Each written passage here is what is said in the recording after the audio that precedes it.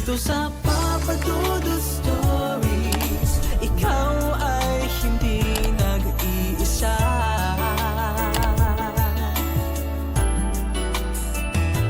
Dito sa Papa Dudu Stories, may nagmamahal sa'yo.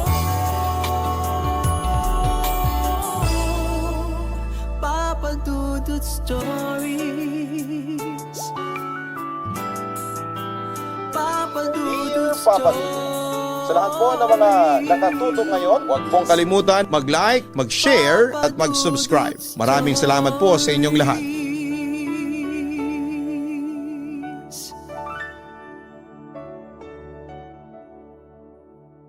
Ang tahanan ay hindi lang basta tirahan o bahay. Dahil sa isang malalim na kahulugan, ito ay maaari nating matagpuan sa mga taong mahalaga sa atin. Ikaw, kapuso, gaano ka kahandang harapin ng buhay sakaling mawasak ang isang pagsasama at hindi na maging katulad ng dati ang tahanang kinalakhan mo? Malaki ang pagpapahalaga nating mga Pilipino sa pamilya. Sa katunayan, kilala tayo sa pagbubuklod-buklod. Para sa atin ay parte na ng pang-araw-araw nating sistema ang mga taong nakakasama natin sa ating tahanan. At matinding kalungkutan ang nararanasan natin sakaling merong lumisan. Yan ang eksaktong karanasan na pinagdadaanan ng ating letter sender for today na si Geraldine. Na walang ibang hangad kundi ang pagsasama-sama nilang mag-anak hanggang sa kapwa subukin ang pagkakataon ang dalawang taong mahalaga sa kanya. May tsansa pa nga bang bumalik sa dati ang nasira nilang pamilya? O habang buhay na lang siyang magiging produkto ng wasak na pagsasama? Handa ka na bang marinig ang storya niya? Alamin natin yan sa kwento ng pag-ibig, buhay at pag-asa sa nangungunang Barangay Love Stories. Dear Papa Dudut, tawagin niyo na lamang po ako sa pangalang Geraldine. 28 years old at working bilang isang data analyst dito sa Makati. May boyfriend po ako for 3 years, si June, na katrabaho ko.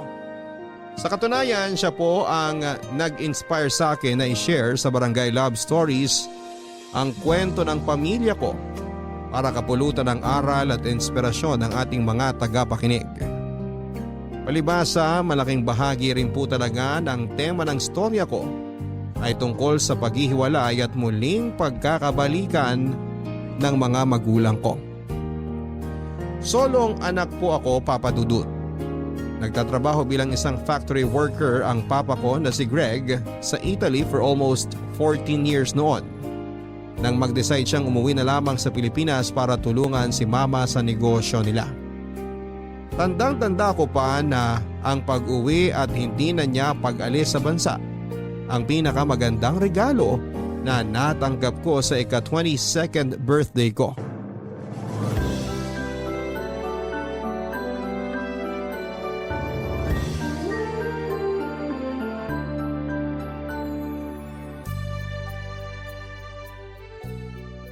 Hindi pa rin po ako makapaniwala na nandito kayo ngayon sa birthday ko, Papa. Hindi katulad ng dati na sa video call ko lang po kayo nakikita. Pinaghandaan ko talaga ang sorpresa kong ito para sa iyo, anak. Mabuti naman dahil napasaya kita ngayong birthday mo. O eto, anak ko. May bit-bit din ako regalo. Thank you po. Pero higit sa anumang regalo nyo, kayo po ang pinaka-special gift na natanggap ko. Halatang gulat na gulat ang anak mo, Greg.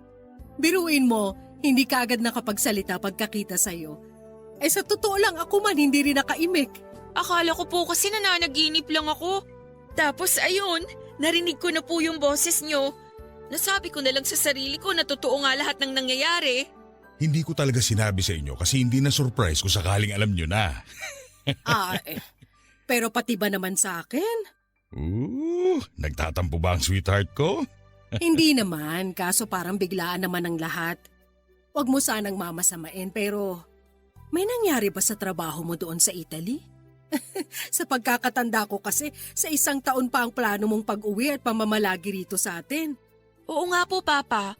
Yun din po kasi ang sinabi niyo sa akin nung huling beses na nag-usap tayo. Hindi ba kayo masaya na napaaga ang uwi ko? Hindi naman sa ganon. Nagtataka lang kami ng anak mo. Sa katong mukhang to pa, hindi masaya? Huwag kayong mag-alala. Nagsasabi naman ako kung meron nangyari sa trabaho ko, hindi ba? Pero sa ngayon, wala namang ibang dahilan ng pag-uwi ko ng mas baga. Siguro hindi ko na lang talaga mahintay yung isa pang taon para makasama ang mag-ina ko. Nax, ang sweet naman talaga ni Papa. Isa pa, huling taon mo na sa kolehiyo, Geraldine. Hayaan mo namang eskortan ka ng papa mo sa graduation mo. Kung sa bagay, may punto po kayo. O ay bakit? Nagsasawa ka na ba sa pagmumukha ng mama mo, Geraldine? Tingnan mo, may nagtampo na tuloy.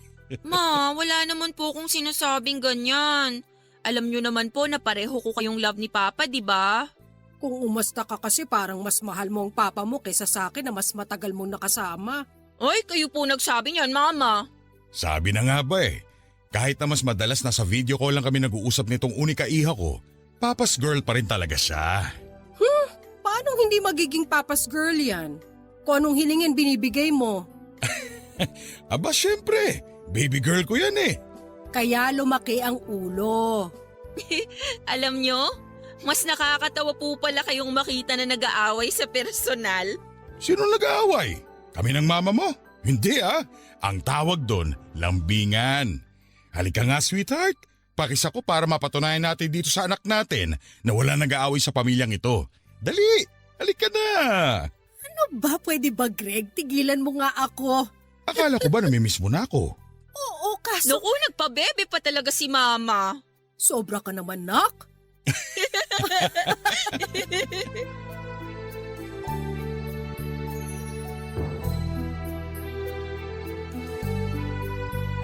Meron pong kantina mga magulang ko na pinapatakbo ni Mama noong nasa ibang bansa pa lang si Papa. Ang plano nila ay i-renovate ang naturang kainan para palawakin at pagandahin nang sa ganon ay mas maka-attract ng customers, Papa Dudut. Simple lang naman po ang pamumuhay namin. May maayos na bahay at kaunting naipundar na ari-arian pero hindi po ako pinalaki sa luho ng mga magulang ko. Sa halip ay sa pagmamahal. Kahit na nasa ibang bansa noon si Papa ay walang araw na hindi niya kami tinatawagan para kumustahin. Kaya kahit magkalayo kami ay lumaki po kaming close sa kanya. Kaya lang ang biglang pagdidesisyon palang umuwi noon ni Papa para makasama kami nila Mama ay may mas mabigat na kadahilanan. Bagay na hindi ko lubos akalain na magiging mitya upang masira ang pinakaiingatan kong buo at masayang pamilya. Ilang araw pagkatapos naming i-celebrate ang birthday ko ay napansin ko na lamang po na parang balisa ang papa ko. Nung una ay hindi ako masyado nag-iisip ng kung ano pero dahil napapadalas na para bang malalim ang iniisip niya ay nag-worry na po ako. May isang beses na bago ako noon pumasok sa school, sinabi ko sa sarili ko na kakausapin ko siya pag uwi ko. Pero hindi na nga po yun nangyari nang maabutan ko na lang na galit ang mama ko sa papa ko habang umiiyak.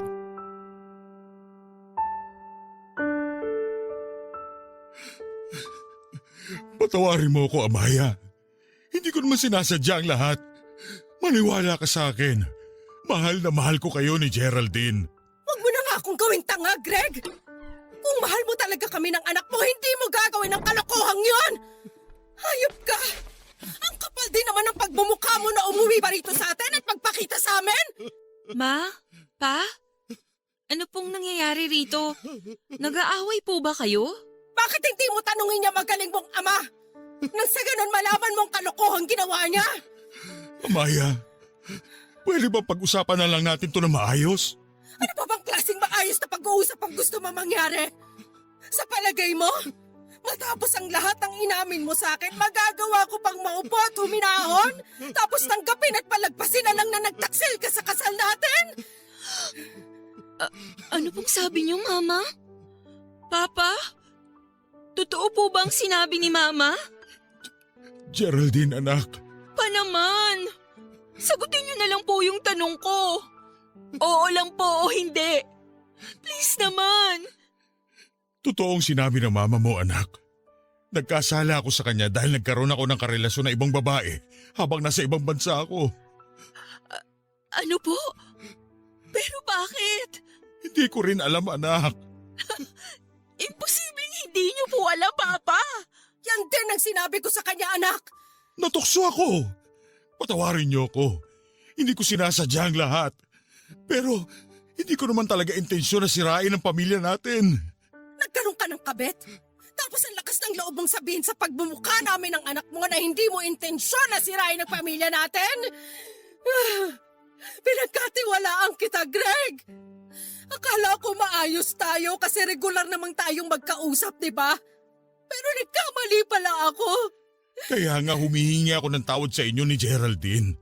Sa maniwala kayo o hindi, kinain ako ng konsensya ko. Kaya ako na mismo tumapos sa kung anumang relasyon na meron kami. At pagkatapos ano po? Umuwi ka rito sa Pilipinas para linisin yung konsensya ninyo? Kaya pala biglaan na lang kayong dumating. Yun naman pala, may iba kayong dahilan. Pambihira, Papa. Hindi ko akalain na magagawa niyo to sa amin ni Mama. Alam ko, anak. At hiyang-hiya ako sa inyong dalawa ng mama mo. Wala naman talaga akong intensyon na ilihim sa inyong lahat pero gabi-gabi na akong hindi makatulog ng mahimbing. Kaya kahit alam ko na posibleng magalit kayo sa akin, naglakas loob pa rin ako sabihin sa inyong lahat. Dapat ka lang talagang hindi patulugin ang konsensya mo gabi-gabi. Dahil napakasama ng nagawa mo, Greg. Sobrang kinasusok lamang kita at hindi ko alam kung kaya pa kita makasama sa pamamahay natin. Anong ibig mo sabihin, Amaya? Please, wag mo akong hawakan! Umalis ka muna sa bahay natin. Lumayo ka muna sa amin ng anak mo dahil hindi ko na alam kung paano ko pakakayaning tanggapin ang mga nalaman ko habang nakikita kita rito sa atin. Pero saan ako pupunta kung papaalisin mo ko? Pakiusap, Amaya. Huwag mo naman gawin sa akin to. Nagsisisi na ako sa nagawa ko. Patawarin mo ako. Geraldine, anak, patawarin mo ang papa. Kita mo na, pati anak mo galit sa'yo. Umalis ka na, sabi! Lumayas ka sa harap namin!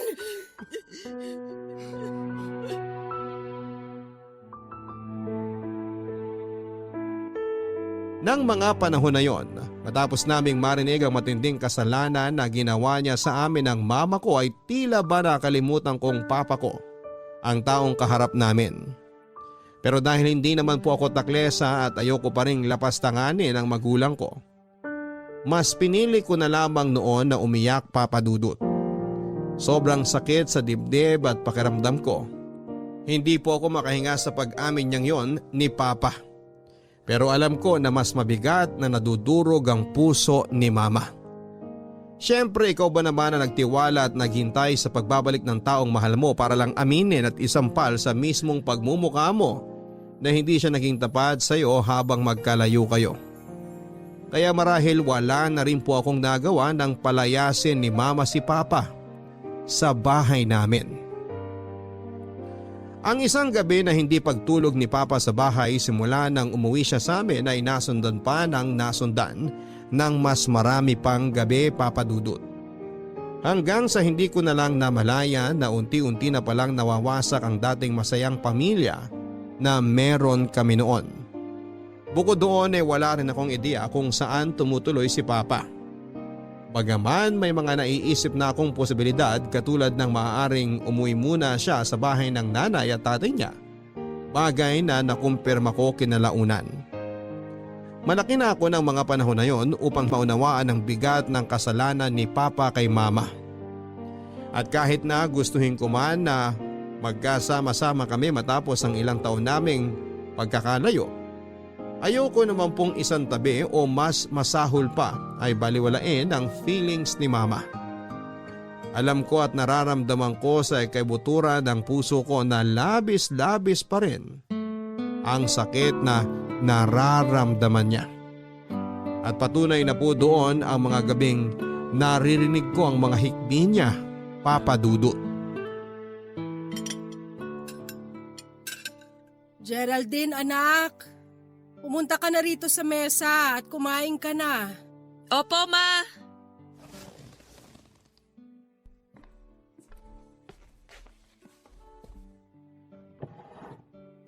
Kumain ka na lang dyan. Doon lang muna ako sa kwarto. Teka, Mama. Hindi po ba kayo kakain?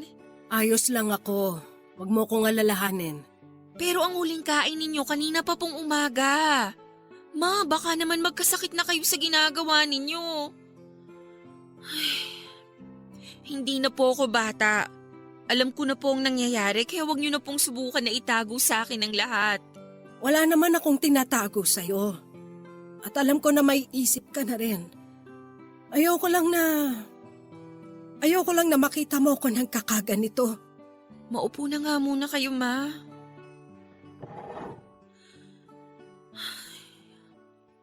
Alam niyo naman na ayokong nagkakaganyan kayo, di ba? Sa ginagawa ninyo, baka magkasakit na po kayo. Anong gusto mong gawin ko? Umakto na parang normal pa rin ang nangyayari sa pamilya natin?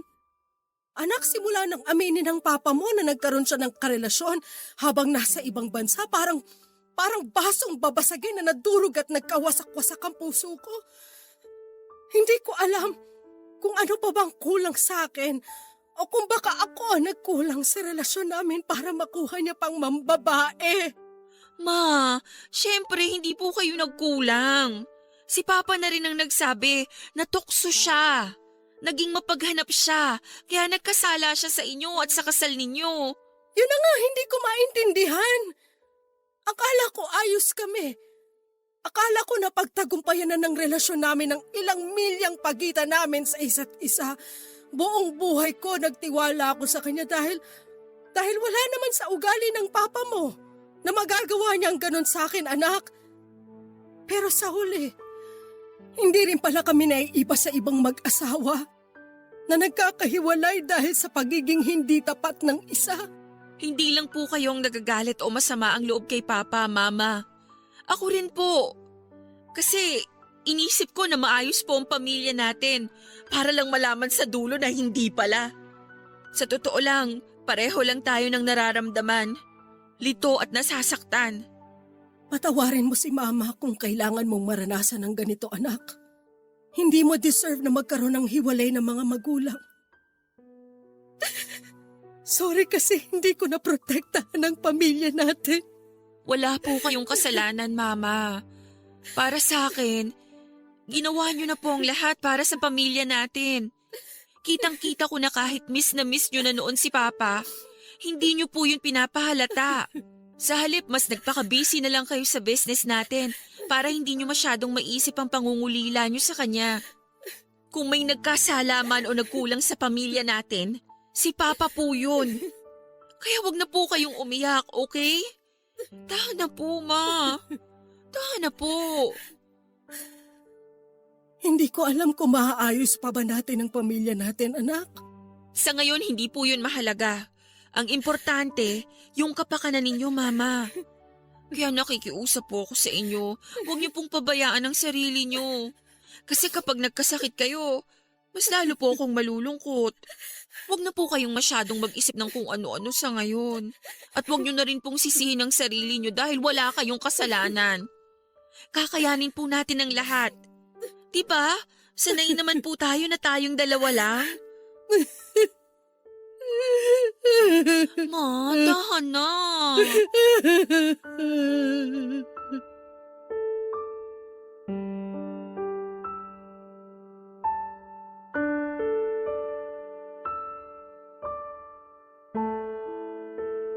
Natatandaan ko pa na tinawagan ako ng lola ko, nanay ni Papa, upang tanungin ang estado ng relasyon ng mga magulang ko.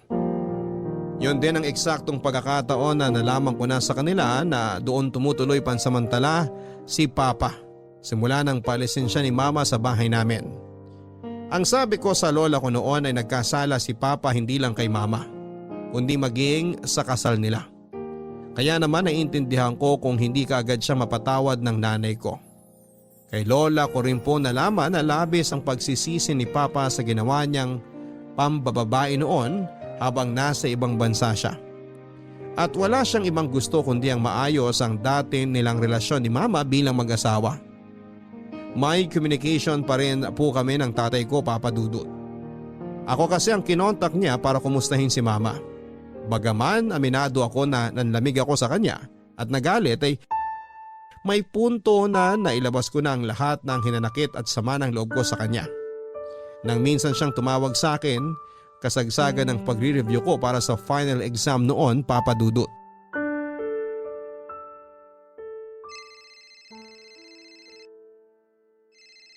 Itong si Papa tawag ng tawag eh.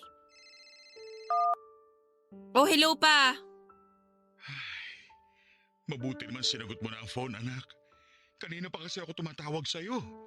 Pa, hindi po ba kayo nakakahalata na busy ako kaya hindi ko sinasagot ang tawag nyo?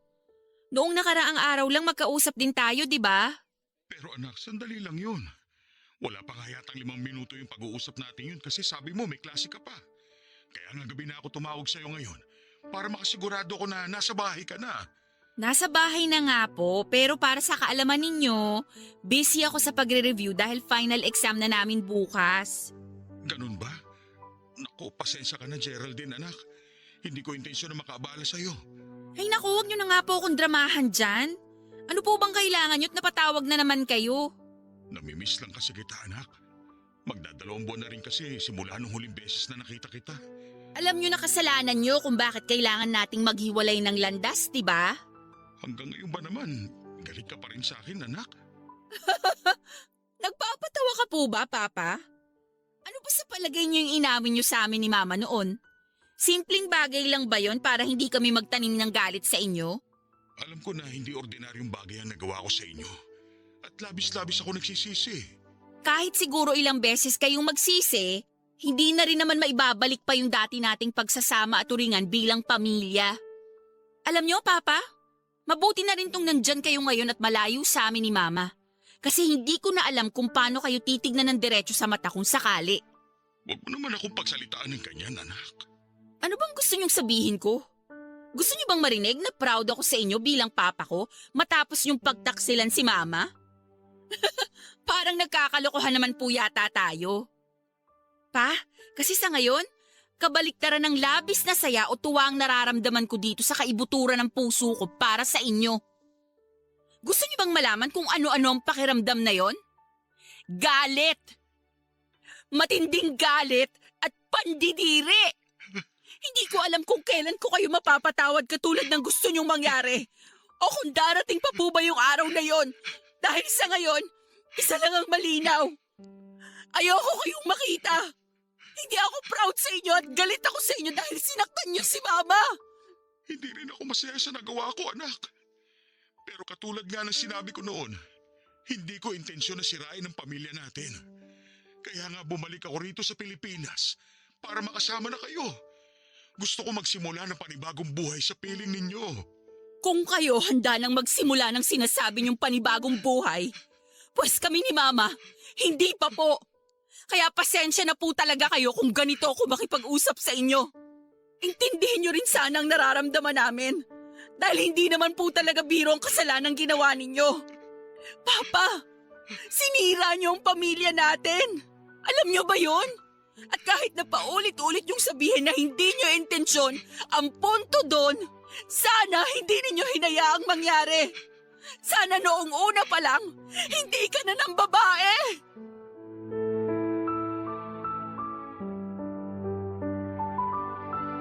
Ang sabi nila, kapag pinapadapa tayo ng pagsubok ng buhay ay wala tayong ibang dapat na gawin kundi ang bumangon at magpatuloy. Totoo po yun, lalo pa nang masaksihan ko kung paano mabilis na nagdaan ang mga araw na tila ba unti-unti nang nasasanay si Mama na hindi namin kasama si Papa. Kung sabagay, hindi naman po yun ang unang beses na nabuhay kaming dalawa na magkasama habang nasa malayo si Papa. Masakit para sa akin at mahirap tanggapin na tuluyan nang naghiwalay ng landas sa mga magulang ko. Pero minsan, Papa Dudut, kapag sinusubukan nating ayusin ang isang bagay, lalo lang po itong nagugulo. Dahilan para lalo din tayong mahirapan at masaktan sa dulo. Mabilis na lumipas ang araw at sumapit na ang sana ay magiging pinakamasayang tagpo sa buhay ko. Ang aking pagtatapos sa kolehiyo. Pero hindi katulad ng mga kaklase ko kung saan kasama nila ang kanilang mga magulang. Si mama lang po ang sumalubong at yumakap ng mahigpit sa akin pagkakuha ko ng diploma at pagbaba ko sa entablado. Sa isip ko, ayos na yon kesa naman ako lang mag-isa. Mas masakit at malungkot naman yon kesa sa hindi namin kasama si Papa. Matapos kong graduate, maswerte naman akong nakapag-apply sa isang private company at nakapagtrabaho, Papa Dudut. Malaking bagay po sa akin na meron na akong pinagkakabalahan dahil nadadivert sa ibang bagay. Ang magpahanggang sa mga panahong yon ay lungkot na nararamdaman ko sa aking puso dulot ng paghihiwalay ng mga magulang ko. Nang dahil nga sa pagiging abala ko sa ibang mga bagay, ay mas naiintindihan ko kung paano kinakaya ni Mama na harapin ang buhay kahit na nasasaktan pa rin siya. Hindi ko po masasabi na nasasanay na ako na wala sa bahay at buhay namin si Papa. Sa halip ay sinasanay ko po ang sarili ko katulad noong unang beses na iniwan niya kami para magtrabaho sa ibang bansa. Papadudod bukod sa pagkakaroon ko na nga ng trabaho ng mga panahong yon ay nagkaroon din po ako ng kaibigan sa katauhan ng mga office mates ko. Isa na doon si June na higit kong mas naging ka-close. Mabait at marunong makinig, yan ang mga katangian niya na masasabi ko pong nagustuhan ko sa kanya kaya hindi nagtagal ay naging magkaibigan nga kami. Sa palagay mo, June, masamang anak ba ako kung until now, kahit halos 8 months na ang lumipas, hindi ko pa rin magawang mapatawad ang papa ko? Kung tutuusin, hindi rin naman kasi biro ang ginawa niya sa mama ko. Pakiramdam ko nga habang tumatagal, nasasanay na lang kami na kaming dalawa lang ang magkasama. Ano ka ba? Hindi ka masamang tao dahil lang doon. Tsaka naniniwala ako na may tamang panahon para magkapatawaran kayo ng papa mo. Kung hindi pa nalalapit ang pagdating ng araw na yon, huwag kang mainip. Darating din yun. Doon din naman kayo mauuwing dalawa. Magkakabati rin kayo. Minsan kasi hindi ko mapigilang questionin ang sarili ko. Kasi hanggang ngayon, masakit pa rin. Siyempre, ayoko naman talaga na mawalay sa amin ni Mama si Papa. Miss na miss ko na yon kahit nung nasa abroad pa. Pero alam ko na hindi rin naman magandang idea na magsama pa rin sila sa iisang bubong. Lalo na ngayon na may lamat na ang relasyon nila. Hindi ko rin alam kung kailan pa mapapatawad ng mama ko ang papa ko. Sa palagay ko, ibigay mo na lang ang desisyon sa mama mo, Geraldine. Kasi higit kahit kanino, siya ang mas nakakaramdam kung kailan darating ang araw na maluwag na sa dibdib niya na patawarin ng papa mo. Alam mo, matapos mong i-share ang nangyari sa pamilya mo, gusto kong magpasalamat at nag-open ka sa akin. Kasi pinagkatiwalaan mo ko. Mahirap na rin kasing sinasarili yung mga ganyang sitwasyon eh. Naramdaman ko kasi na mapagkakatiwalaan ka, kaya hindi na ako nagdalawang isip na magkwento sa'yo. Saka tama ka naman sa sinabi mo. Mahirap na sinasarili ko lang ang lahat. Alam mo, nung mga unang buwan nga ng paghihiwalay ng mga magulang ko, madalas na umiiyak na lang ako bigla sa klase namin, lalo na kapag iniisip ko yung problema sa bahay namin. Siyempre, hindi ko naman yung pinapahalata kapag umuwi ako sa amin kasi ayoko nang dagdagan yung nararamdamang kalungkutan ng mama ko. Kung sa akin mangyayari yan, ako baka hindi ko kayanin. Kaya lalo lang din ako humahanga sa'yo kasi ang tapang-tapang mo. Kailangan kasi. Kung hindi ako magiging matapang, sino na lang ang aasahan ni mama, di ba? Awang-awa talaga ako sa nanay ko ng mga panahong yon. Kasi biruin mo, trinaydor siya ng taong minahal at pinagkatiwalaan niya ng husto.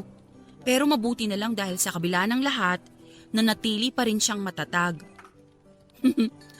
Siguro sa kanya talaga ako nagmana. Walang duda yun. Ay, kung pwede nga lang gumising ako ng isang umaga tapos maayos na ulit ang pamilya namin. Katulad nung maliit pa ako. Bakit hindi, di ba? Kaso hindi ganun ang buhay. Walang magic na pwedeng makapagpalimot sa isang tao sa kasalanang nagawa sa kanya. O makapagtuwid ng isang baluktot na sitwasyon. Nakakatawa mang isipin, pero gabi-gabi ko pa rin pinagdarasal sa Diyos na sana maging maayos na ang lahat, lalong-lalo na sa mga magulang ko. Yun bang pareho na nilang mahanap ang peace sa mga sarili nila? Dahil alam ko, ramdam ko, na pareho pa rin silang nahihirapan hanggang ngayon. Actually, yan din ang hiling ko para sa parents mo, Geraldine. Ang mapatawad na nila ang isa't isa. Oo, alam ko na sa buhay na to, imposible nang mabalik sa dati ang isang relasyon lalo na kung minsan na tong nasira ng dahil sa pagkakasala. Pero tulad mo, naniniwala pa rin ako at nagtitiwala na didinggin ng Diyos sa mga panalangin mo. Kung kailan, siya lang din na nakakaalam.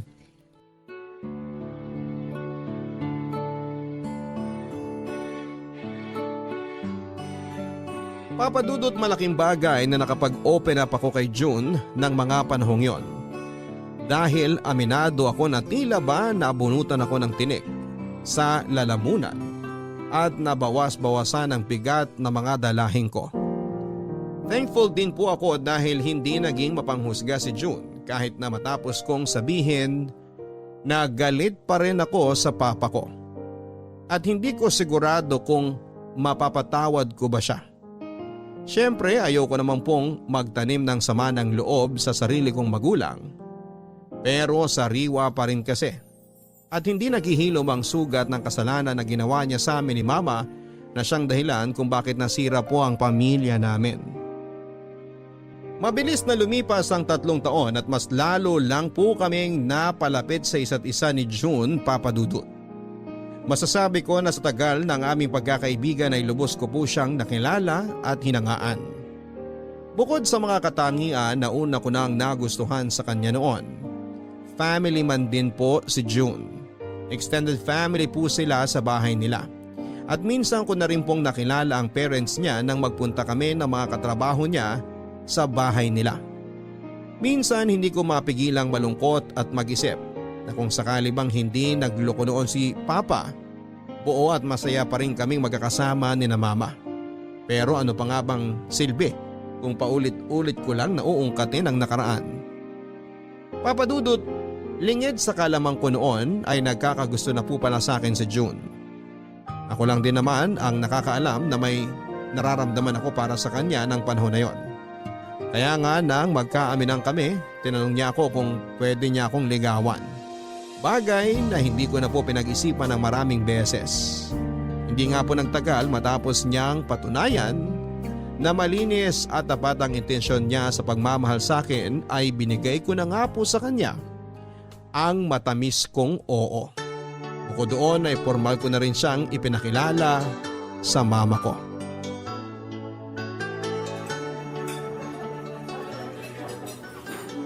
Anak, natutuwa talaga ako dahil pumayag ka makipagkita sa akin ngayon. Pero teka, hindi ba ako nakakaabala sa'yo at baka may ibang lakad ka?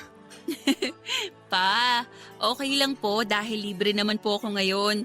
Sa totoo lang, masaya rin ako na makita kayo ngayon. Kumusta na po kayo? Balita ako, lumalakas na raw yung negosyo niyong talyer doon kina Lola. Oo, at proud ako dahil unti-unting nagbubungay pinaghirapan ko. Alam mo, nung tinayo ko nga yun, wala talaga akong kaalam-alam sa pagbubutingting ng mga sasakyan. Mabuti na lang dahil nandun ang lolo mo. Alam mo naman yun, bata pa lang, nasa tiyan pa nga lang yata ng nanay niya, nasa dugo ng pagiging mekaniko. Minsan napapaisip ako, bakit kaya hindi ako nagmana sa kanya? Eh di ba nga, isa na rin kayong mahusay na mekaniko ngayon? At ang lahat ng yon nagbunga dahil sa pagsisikap nyo. Kung sa bagay, pero maiba tayo anak. Kamusta na ba ang mama mo? Nasa mabuting kalagayan at kalusugan ba siya? Kumakain ba siya ng maayos? Ayos naman po si Mama pa. Opo, kumakain naman siya ng maayos. Lagi ko rin siyang pinapaalalahanan dahil minsan nakakalimutan gawa ng mga trabaho niya. Ayun, busy pa rin sa kantin natin. Dinaig pa nga ako nun kung kumayod. Hindi po yata uso kay Mama ang day off. Kahit talaga kailan, napakasipag ng mama mo. Kaya nga hanga ako sa kanya eh. Geraldine anak, miss na miss ko na talaga kayo. Namimiss ko na rin po kayo, Papa. Masaya ako na marinig yan. Alam mo, simula nung mapalayo ako sa inyo mag-ina, may mga narealize akong bagay sa buhay ko. Bukod sa matinding pagsisisi, nahiya rin talaga ako noon sa sarili ko. Lalo pa nung pinagalitan ako ng husto ng lolo't lola mo pag-uwi ko sa bahay nila. Grabe, biruin mo yun. Ang tanda-tanda ko na, pero parang bata pa rin ako kung sermonan nila. Pero alam ko naman sa sarili ko na deserve ko lahat ng mura, batok at hampas na binigay nila sa akin dahil nga nagkasala ako. Kaya nga anak, unti-unti rin noon pumapasok sa isip ko na tama lang din na magalit kayo ng mama mo sa akin dahil mahirap naman talagang patawarin ang nagawa ko sa inyo at sa pamilya natin. Sa totoo lang po, Pa. Pagod na akong magalit sa inyo. Hindi ko alam kay Mama pero para sa akin, sapat na ang 3 taon na lumipas para hanggang ngayon, magtanim pa rin ako ng galit sa puso ko. Ibig bang sabihin yan, pinapatawad mo na ang papa? Ganun na nga po. Salamat anak. Malaking bagay na makuha kong kapatawaran mo dahil importante ka sa akin. Hindi mo alam kung gaano ko kasaya ngayon dahil sa sinabi mong yan. Parang kulang na lang, magtatatalon ako sa tuwa. Papa, yan ang wag na wag niyong gagawin dahil baka mabalian kayo ng buto. Tignan niyo madulas ang sahig. Kakalampaso lang nila. Pambihira. Ano bang palagay mo sa papa mo? Gano'n nakatanda. 50 anyos pa lang ako, Geraldine. Hindi pa ako senior citizen. Wala naman po akong sinabi Biro lang. Pero anak, matanong ko lang ha. Ang sabi ng lola mo sa akin, nabanggit mo raw na may pinakilala ka ng boyfriend sa mama mo. Totoo ba yon? Opo. June po ang pangalan niya. At katrabaho ko siya since nakapasok ako sa company. Mabait po siya, Papa. At gusto ko rin po na personal niyo siyang makilala. Kung ganon, ikinagagal ako na makilalang lalaki nagpapatibok sa puso ng unika iha ko.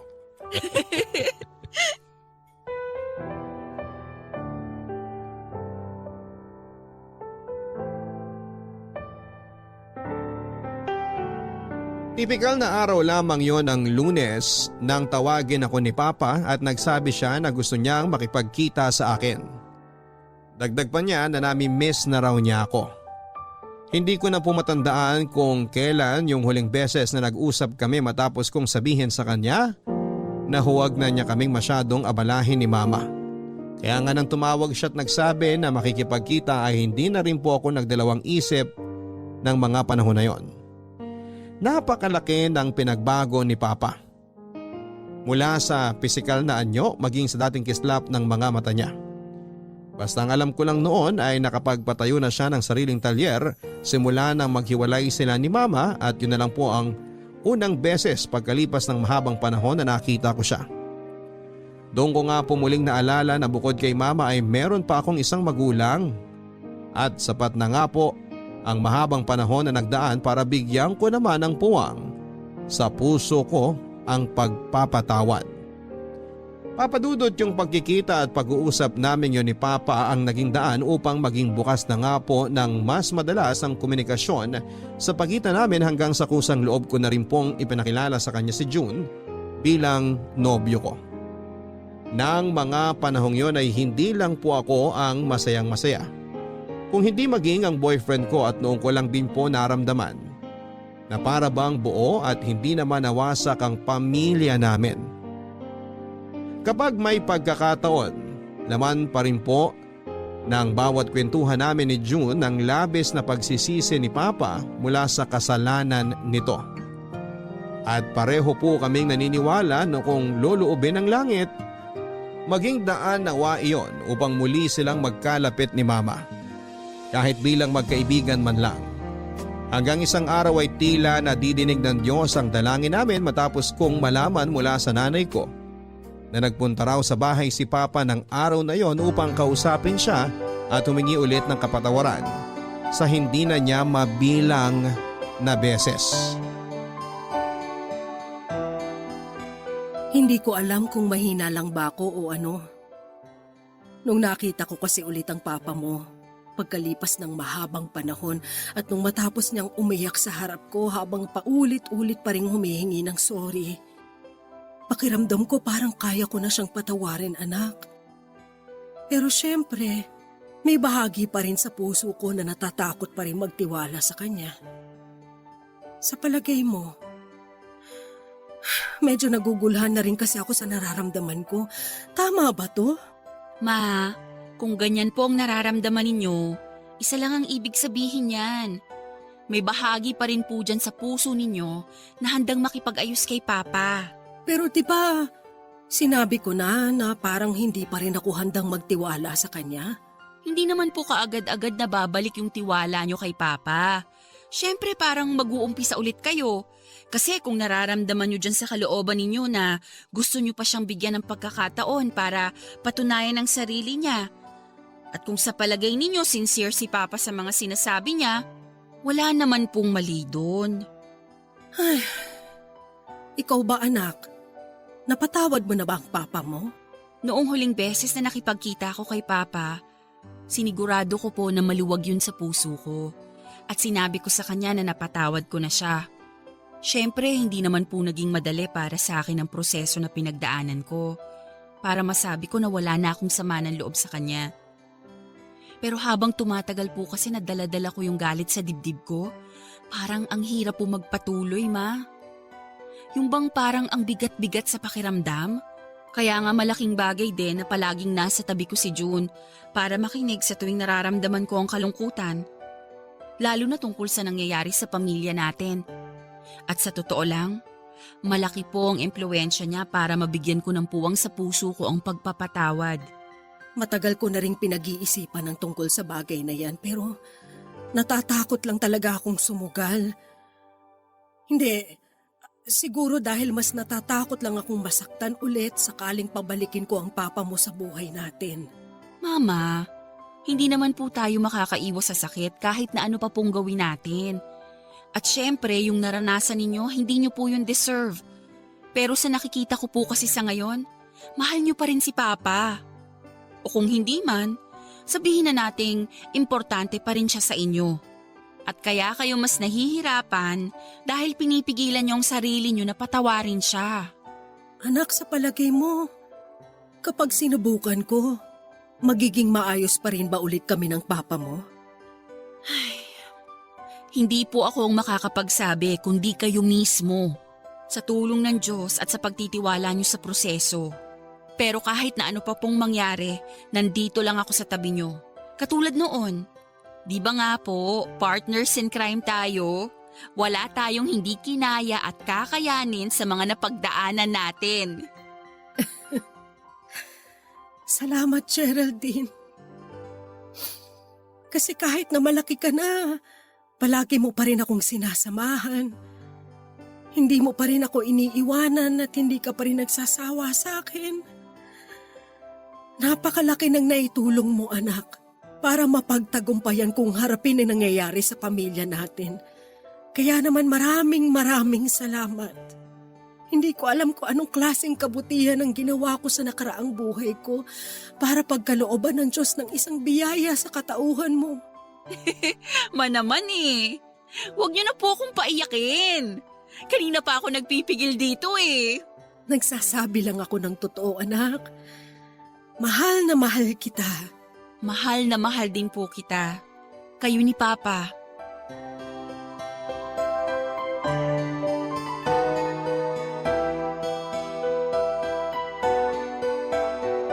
Alam ko at ramdam ko na hindi pa naman po talaga nawawala ang pagmamahal ni Mama para kay Papa. Siguro kailangan lang talagang lumipas ang mahabang panahon upang humupa ang bigat ng sitwasyon. At mas maging malinaw ang dahilan kung bakit kinakailangang pagdaanan ng pamilya namin ang ganong katinding pagsubok. Oo, maraming mag-asawa ang naghihiwalay at marami ring relasyon ang nasisira kapag nawawala na ang pagtitiwala. Pero meron pa rin naman pong mas pinagtitibay ng pagsubok na ibinabato ang pundasyon ng pagmamahala ng dalawang tao para sa isa't isa. At ganun nga po ang eksaktong kinahantungan ng mga magulang ko, Papa Dudut. Lumipas pa ang ilang buwan, ang isang beses na pagpunta ni Papa sa bahay namin ay nasundan pa nga ng nasundan ng maraming beses, Papa Dudut. Nakakatuwa rin naman pong isipin na masaya na rin siyang tinatanggap ni Mama sa bahay at buhay namin. Hindi pa naman po sila tuluyan nagkabalikan noon pero masaya po akong makita na nagsisimula silang maging magkaibigan muli. Oo, masakit po para sa akin na masaksihang nawawasak sila noon.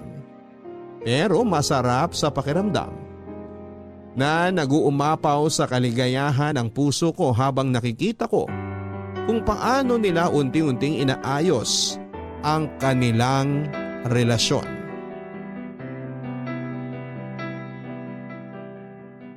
Ano? Ayos na ba ang itsura ko? Hindi ba tumatayo ang buhok ko? Alam mo, hindi ko na mabilang kung ilang beses mong tinanong yan. Tsaka nakaharap ka naman sa salamin, wala ka bang tiwala sa nakikita mo? Hindi naman sa ganun. Pero gusto ko lang makasigurado na maayos at presentable ang itsura ko sa anak mo at doon sa nobyo niya. Maayos ka na at presentable tignan. Huwag ka na mag-alala, okay? Sa paningin mo ba, gwapo na ako? Ay nako, ewan ko sa'yo. Oh, teka. Sila na yata yun. Sandali, pagbubuksan ko lang ng pinto. O sige.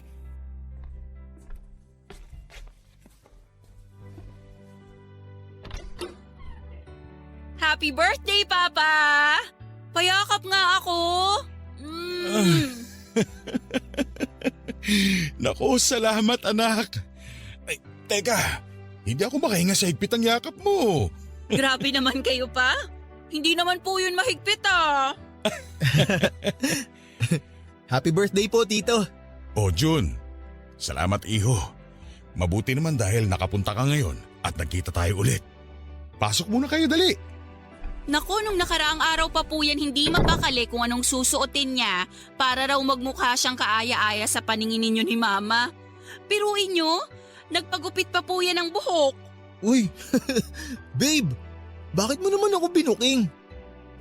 Syempre, importante sa akin na magustuhan ako ng parents mo. Naku, matagal ka na namin gusto ng tita Amaya mo para sa unika iha namin, Jun. Unang beses pa lang kita nakita. Naramdaman ko na hindi mo sasaktan si Geraldine. Aba, dapat lang. Kasi baby girl namin yan. Ah, baby girl pala. Papa naman eh. Hindi na po ako bata. 25 years old na po ako. Para sa amin ng papa mo, ikaw pa rin ang baby girl namin. Kaya huwag ka nang umangal. Pero alam nyo ba, itong papa mo, Geraldine, kanina pa rin hindi mapakali. Nung dumating dito at nagkataon na wala ka pa, aba, panay ang tanong kung okay daw ba ang damit niya. Kesyo hindi raw yun bagay at merong mas bagay pa sa kanya. Ay, naku, katulad niyang nobyo mo, gusto rin magpa-impress sa inyo. Ano ka ba naman, sweetheart? Hindi mo na kailangan sabihin nyo sa kanila. Akala ko ba sikreto lang natin yun? Ala, ayan na. O siya, tara na sa mesa. Nagluto ako ng mga paborito nyo. Tsaka nahanda ko na yung hamon. Bigla tuloy akong nagutom. Ikaw talaga, babe. Kahit kailan, napakatakaw mo. Sobra ka naman.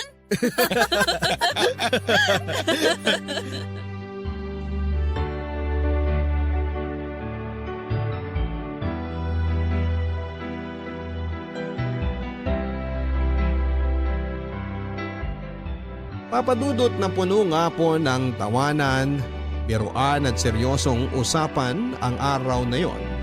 Kung kailan ipinagdiriwang namin ang birthday ni Papa. Palibasa yun din po kasi ang unang beses na iniharap ko si June sa mga magulang ko na magkasama sila. At aaminin ko na ang sarap sa pakiramdam na makitang kinakausap nila ang boyfriend ko tungkol sa mga bagay-bagay na nakakataba ng puso na kahit malaki na ako ay parang maliit na bata pa rin ang turing nila sa akin. Habang pinagsasabihan nila pareho si June na alagaan at huwag akong sasaktan bilang nobya niya. Yun po ang unang beses na nagsama-sama kami at nakumpleto bilang pamilya sa isang hapag, papadudot. At ang makita na unti-unti nang nagkakapalagayang loob sina Mama at Papa ay walang katumbas na kaligayahan ang hatid noon sa puso ko bilang anak nila. Totoo na sagrado ang pagtitiwala sa isang relasyon o pagsasama at kapag nasira o nagkalamat ito. Dumarating sa punto na kahit na anong gawin nating ayos ay hindi na po bumabalik sa dati ang lahat. Ganon nga ang nangyari sa mga magulang ko nang minsang nagkasala si Papa kay Mama at sa kasal nila. At nang dahil sa pangyayaring yon ay dumaan sa matinding pagsubok ang pamilya namin. Subalit, ang higit na mahalaga sa lahat ay ang natutunan naming aral sa buhay na gusto ko ngayong ibahagi sa ating mga kabarangay. At unang-una nga po rito ay ang pagpapatawad. Madaling sabihin na napatawad na natin ang isang tao pero hindi yun bukal sa puso natin. Kapag ganun po ang nangyari ay hindi nabibigyan ng pagkakataon ng mga bagay para unti-unting maayos. Kaya nga mahalaga na huwag nating madaliin ang proseso. Bigyan natin ng panahon ang mga puso natin na gumaling. Hindi man mga kapuso manumbalik ang dati kahit papaano ay pakawalan man lang natin ang ating sarili sa gapos ng kalungkutan. Naniniwala po ako na kapag patuloy pa rin nating dadalhin sa kaloob-looban natin ang galit at hinanakit para sa isang tao na malapit sa atin ay hinding-hindi po tayo magiging ganap na masaya. Sa kasalukuyan ay masaya po akong ibalita na nagkabalikan na ang mga magulang ko matapos ang halos isang taon na panliligaw ni Papa kay Mama. Sa totoo lang ay mas sweet pa nga silang dalawa kesa sa amin ni June sa kabila ng pagiging abala nila sa mga negosyo nila. Papa Dudut, napakaswerte ko sapagkat pinagkaloob ng Diyos ang matagal ko ng panalangin. Yon ay ang magkaayos na ulit ang mga magulang ko at ang pagkakasundo nilang yon ang naging daan upang mabuo rin ang aming tahanan. Maraming salamat po sakaling mapili po ninyong itampok ang kwento ng buhay pamilya namin, Papa Dudut. Sana marami sa ating mga kabarangay ang na-inspire at natuwa. More power po sa Barangay Love Stories. Ang inyong forever kapuso, Geraldine. Mga kabarangay, importante na kapag nakagawa tayo ng pagkakamali, kilalanin po natin yon at pagsisihan. Tapos ipangako natin sa sarili natin na hindi na po natin ito uulitin at araw-araw po tayong magpursige upang mas maging mainam. Oo, hindi naman talaga madali ang magpakabuti pero palagi pa rin po nating subukan at huwag nating sukuan ang proseso. Para naman po sa mga nagawa ng kasalanan, nasa sa atin po kung patatawarin po natin o hindi ang isang tao na nakagawa sa atin ng pagkakamali. Ano pa man sa dalawa, ang piliin natin ay dapat siguraduhin po natin na sa dulo ay magiging masaya tayo. Hindi masamang unahin ang ating sarili at bigyan ng panahon ang ating puso na maghilom, pero palagi po nating tandaan na kung bibigyan natin ang kalayaan ng ating sarili ay unahin nating maging malaya sa galit at kalungkutan na inyong nararamdaman. Hanggang sa susunod na episode, ako po ang inyong Mr. Love Stories sa mga kwento ng pag-ibig, buhay at pag-asa sa Barangay Love Stories number 1. Ang buhay ay mahiwaga, laging may lungkot at saya. Sa Papa Dudut Stories, laging may karamay ka. Mga problemang kaibigan, dito ay pakikinggan ka. Sa Papa Dudut Stories, kami ay iyong kasama. Dito sa Papa Dudut Stories, ikaw ay hindi nag-iisa.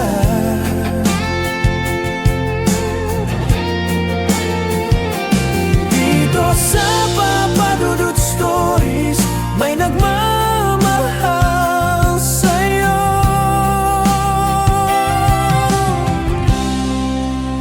Papa Dudut Stories, Papa Dudut Stories, Papa Dudut Stories.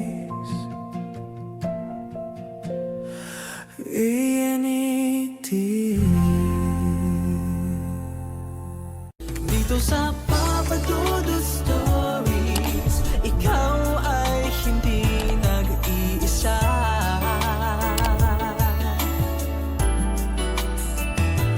Dito sa Papa Dudut Stories, may nagmamahal sa'yo. Papa Dudut Stories,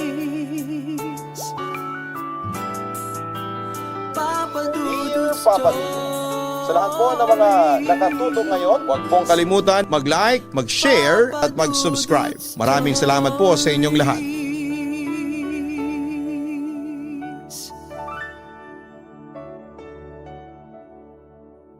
Minsan, kailangan lang nating magbigay ng spasyo para muling manumbalik ang tamis ng pagmamahalan. Ikaw kapuso, handa ka bang kumapit sa isang relasyon na ikaw na lang ang nagmamahal?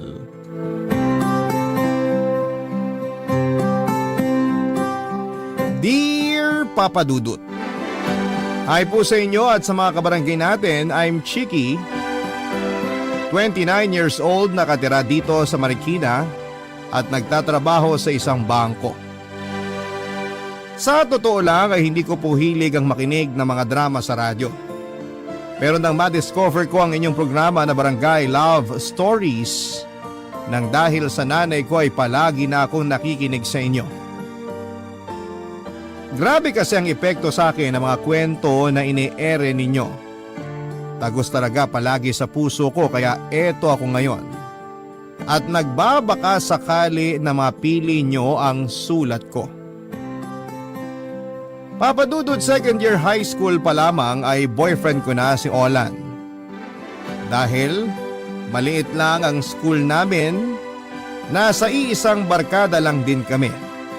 At suportado ng barkada ang relasyon namin ni Olan, lalo na nang mag-college kami.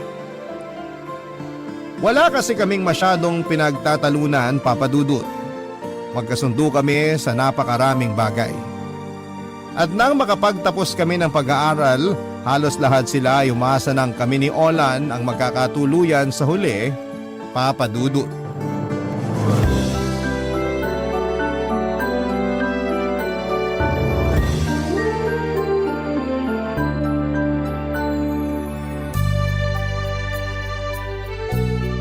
Grabe, Chiki! Ang galing mo talaga mag-organize ng surprise birthday party! Hindi naman masyado. Pero sa tingin mo nagustuhan ni Olan yung ginawa kong party para sa kanya? Oo naman! Halos maluha-luha na nga si Olan kanina nung hipa niya yung kandila sa cake na hawak mo, diba? Ang dami kasi naming mga kaibigan at pamilya niya na bumulaga sa kanya pagbukas niya ng pinto nitong bahay nila kanina. Hindi niya nga rin alam na nandito ako. Kasi nung tumawag siya para yayain ako mag-dinner, sinabi ko na busy ako sa trabaho. Kahit ang totoo, busy ako sa pagsiset-up ng mga pagkain dito sa place niya. Buti na lang pala may kopya ka ng susi nitong bahay kaya hindi niya nahalata na nandito ka lang buong maghapon. Siyempre naman, ang tagal na naming magkarelasyon eh. Kaya halos lahat ng susi na meron siya may kopya ako. Para in case na mawala yung sa kanya, hihiramin niya lang yung sa akin para hindi siya mahirapan. Pero Chiki, sa totoo lang, sobrang hanga talaga ako sa tatag ng relasyon ninyong dalawa ni Olan. Sobrang tagal nyo na eh. Ano ka ba? Maikli pa nga yung taon ng relasyon namin eh. Kumpara sa ibang magkarelasyon na umabot ng halos mahigit 10 taon. Pero malapit na rin kayong mag 10 years. Hindi ka pa ba nagsasawa? Bakit naman ako magsasawa? Mahal ko si Olan. Wala lang. Naisip ko lang na minsan, nakakasawa rin yun sa iisang tao lang umiikot ang mundo mo sa loob ng ilang taon. Ako kasi nakailang boyfriend na rin. Pero tama ka naman sa sinabi mo. Kung mahal mo talaga ang isang tao, hindi ka magsasawa na makasama siya. Para ang seryoso naman ng girl talk niyo ni Liza, Beb. Hindi naman masyado, Beb. Humihingi lang ako ng tips dito kay Chiki kung paano ba patagalin ng 8 years ang isang relasyon. Nakakaingit kasi kayong dalawa. Anyway, kailangan ko na rin palang umuwi kasi ako na lang ang naiwang bisita rito sa place mo. Alis na ako para masolo mo na rin yung best friend ko. Sige, thank you sa pagpunta, Liza. Bye, Liza! Ingat ka pa uwi. Bye din sa inyong dalawa. Beb, eto pala ang kape. Pinagtimpla kita. Thank you, Beb. Yung mga kalat nga pala sa kusina, hayaan mo na lang doon. Ako na lang ang magliligpit mamaya kasi dito naman ako matutulog ngayong gabi. Tutulungan na kita na gawin yun.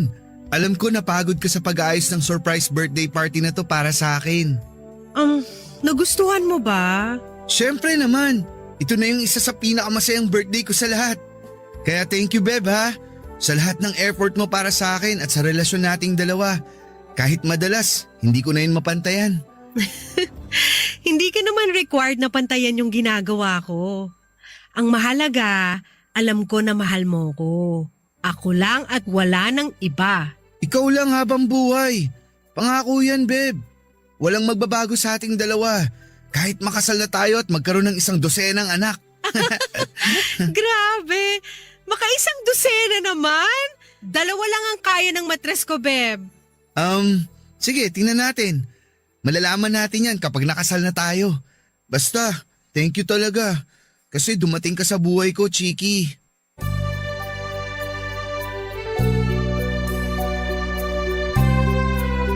Papadudot pareho kami ni Ola na first love ang isa't isa.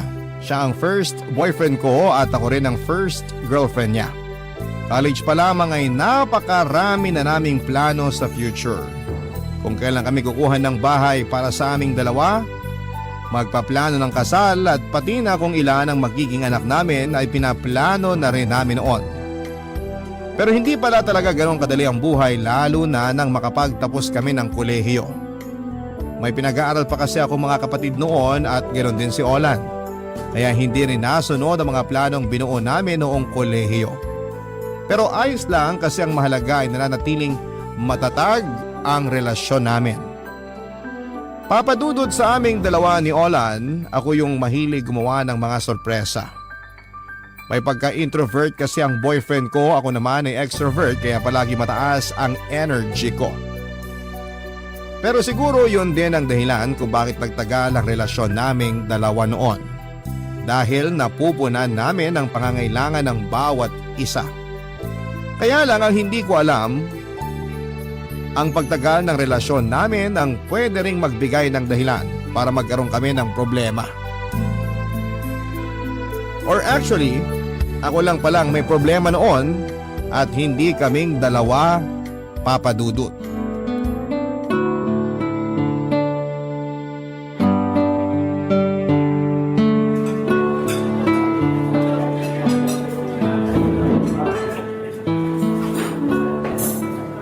Ang sarap talaga ng chicken barbecue nila sa restaurant na to.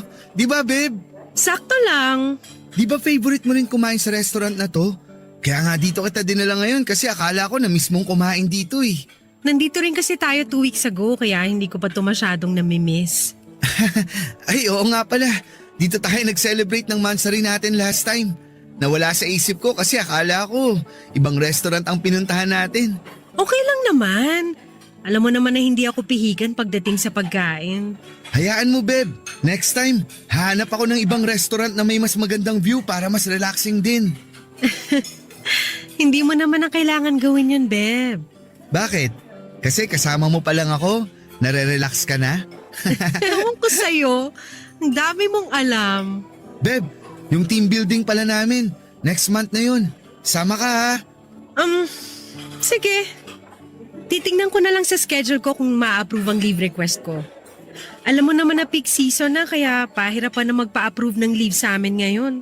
Sana makasama ka kasi beach resort pa naman yung pupuntahan namin. Sigurado ako na mag-e-enjoy ka dun kasi may surfing spot daw dun. Tingnan na lang natin, Beb. Sabihan kita ha kapag na-approve ang leave request ko. Okay, sige. Ay, Beb, pupunta lang pala ako ng restroom sandali. Balik ako agad.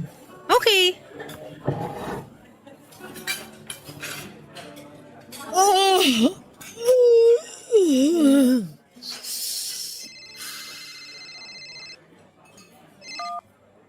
Hello, Liza. Bakit ka napatawag? Itatanong ko lang kung pwede ko bang hiramin yung blazer na ginamit mo doon nung huling beses tayong nakita. May pupuntahan kasi akong kasal. Bagay yun sa dress na isusuot ko. Paano naman? Daan naman na lang bukas sa bahay. Ayun, sige. Thank you. boses mo? Nandito sa restaurant kasama si Olan. Pero nasa restroom siya ngayon. Nasa restaurant pala kayo ngayon. Eh bakit ganyan ang boses mo? Inaantok na kasi talaga ako. Sinabi ko na kay Olan na next time na lang kami mag-dinner. Kasi gusto ko sana magpahinga sa bahay ng maaga ngayon. Pero ang kulit niya kanina, kesyo namimiss niya raw ako kasi ilang araw kaming hindi nagkita dahil busy siya sa trabaho. Kaya eto, pinagbigyan ko na. Himala! Siya yata ang mas makulit ngayon. Dati ikaw yung palagi nagre-request na magkita kayo. Ngayon siya rin mas nag-e-effort. Okay lang naman kasi talaga sa akin na hindi kami magkita. Si Olan lang yung makulit. Alam mo yun, nakakasawa din yung palagi kami magkasama. OMG! Tama ba yung narinig ko? Nagsasawa ka ng makasama si Olan? Hindi naman sa ganun, pero Pero kakasabi mo lang kanina na nakakasawa rin pala na palagi kayong magkasama. Alam mo, Chiki, napapansin ko na parang napapadalas yata yung pagiging moody mo kay Olan. Sigurado ka ba na wala kang gustong sabihin sa akin? wala. Ano namang sasabihin ko sa'yo? Siguro baka stress lang ako sa trabaho. Ibababa ko na rin tong tawag, pabalik na rito sa lamesa namin si Olan. Daanan mo na lang bukas sa bahay yung blazer na kailangan mo. Ha? Bye!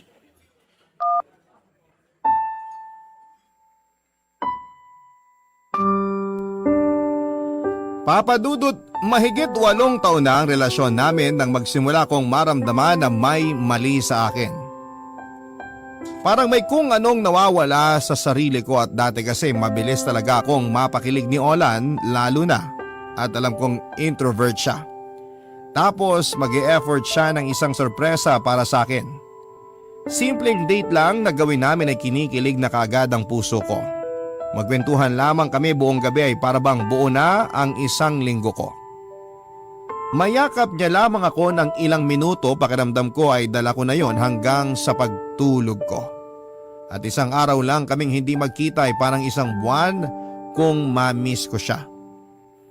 Pero habang tumatagal ay unti-unti nang naglalaho ang kilig na nararamdaman ko. Hindi na ako masyado nag-e-enjoy sa mga kwentuhan namin.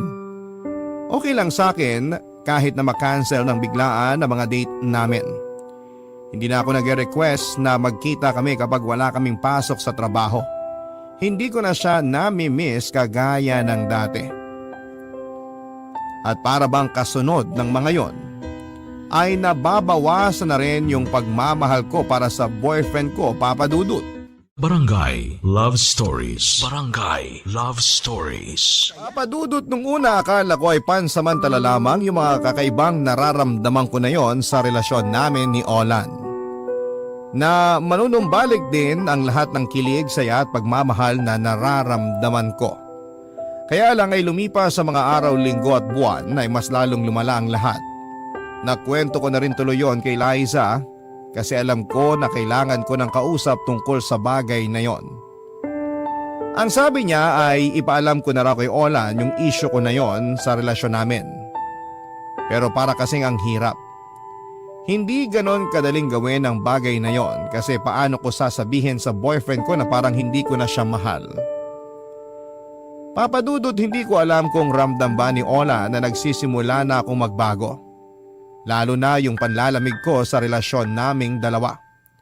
Naging mainitin na rin kasi ang ulo ko sa tuwing magkasama kaming dalawa. Maliit na bagay lamang ay nagagalit kaagad ako sa kanya.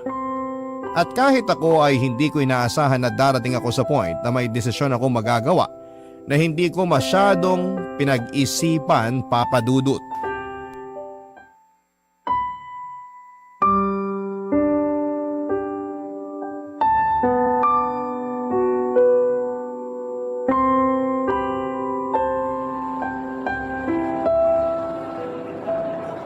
Beb, sorry. Ngayon lang ako nakarating. Late ka na naman. May banggaan kasi dun sa dinaanan ko kaya sobrang traffic. Eh di sana hindi ka nalang nagaya na manood tayo ng sine ngayon kung malilate ka lang din naman pala. Beb, hindi ko naman alam na magkakaroon ng banggaan dun sa dadaanan nung sinakyan ko papunta dito eh. Ewan ko sa'yo, dami mong dahilan. Paano pa tayo manonood ng movie 30 minutes ka ng late? Eh di magstay tayo sa loob. Tapos ulitin natin yung movie para masimulan natin. 'Di ba? Katawa ka rin, no? Ano, tanga na? Hindi pwede yung ganun. First screening ang nood. Tsaka ayoko ng ganun. Mapapanood natin yung ending tapos uumpisahan natin. Oo, para sulit yung bayad natin sa ticket. Dapat kasi, hindi ka na lang nagyayang manood ng sine ngayon. Sinabi ko na nga na wala ako sa mood na lumabas ng bahay pero nagpumilit ka pa rin. Babe, 2 araw kitang hindi nakita. Tapos hindi ka pa makakasama sa team building namin kasi hindi na-approve ang leave request mo. Kaya gusto ko sanang makapag-date tayo ngayon. Pwede naman tayo magkita sa ibang araw. Hindi ngayon, wala nga kasi ako sa mood lumabas ng bahay. Ngayon lang ulit nagsabay rest day natin sa trabaho. Kaya kinulit na kita na mag-date tayo. Sorry talaga, babe. Siguro, kumain na lang muna tayo. Pagkatapos, saka tayo manood ng movie para masimulan na rin natin. Saan naman tayo kakain? Ikaw, saan mo gusto? Talaga, Beb? Ibabalik mo lang sa akin yung tanong ko sa'yo. Sorry, babe. Akala ko lang kasi may gusto kang restaurant na kainan ngayon para doon na lang tayo pumunta. Pero sige, ako na lang ang magde-decide. Doon na lang tayo kumain Uwi na lang tayo? Wala na akong gana kumain. Babe, sorry na. Huwag ka na magalit sa akin. Promise, ngayon lang ulit ako malilate. Tara, puntahan na natin yung restaurant na kakainan natin. Sigurado ako na mawawala ang init ng ulo mo kapag natikman mo yung masarap na bulalo nila ron. Wala na nga akong gana. Kung gusto mo mag-isa ka na lang na pumunta ron. Basta uuwi na ako. Babe, sandali lang. Huwag ka munang umalis. Ulan, ano ba? Hindi mo ba talaga naiintindihan yung sinabi ko? Ayoko na nga, kaya uuwi na ako. Wag mo na akong pigilan. Sige, ihatid na lang kita. Hindi na kailangan. Uuwi na lang ako mag-isa. Hindi naman kita pwedeng hayaan na umuwi mag-isa. Pati ba naman pag uwi ko, kukontrahin mo pa? Eto, Tagalog to. Ha? Kaya sana maintindihan mo na. Gusto kong mapag-isa, kaya uuwi ako ng mag-isa. Okay? Pero bakit gusto mong mapag-isa? Nagsorry naman na ako sa'yo ah. Huwag ka na magalit sa akin, babe. Promise, babawi ako Gusto sa... ko mapag-isa kasi ayoko na. Anong ibig mo sabihin? Olan, sorry pero ayoko na. Pagod na ako sa relasyon na to. Mag-break na tayo. Papadudot umasa ako sa sarili ko na babalik ang nararamdaman kong pagmamahal para kay Olan. Inisip ko na baka stress lamang ako sa trabaho. Kaya kung ano-ano na lamang ang pumapasok sa isipan ko noon. Baka nabubunton ko lang kay Olan at sa relasyon namin ang mga sarili kong problema. Pero hindi eh. Iba na talaga ang nararamdaman ko noon. Yung tipong sigurado na akong wala nang maayos pa sa aming dalawa ni Olan. Nag-e-effort din naman ako na ibalik ang feelings ko sa kanya kagaya ng sinusubukan ko na maging sweet ulit kay Olan. Binabalik ko yung dating ako noong nag-uumpisa pa lamang ang relasyon namin pero may mga bagay talaga papadudot na kahit na anong effort natin ay hindi na magagawa pang bumalik. Ayoko na rin maging unfair pa para kay Olan noon. Alam ko na wala na kaming patutunguhan pa kaya ayoko nang patagalin pa ang lahat sa aming dalawa. Kaya humantong na ako sa desisyon na tuluyan na ngang tapusin ang relasyon naming dalawa, papadudot.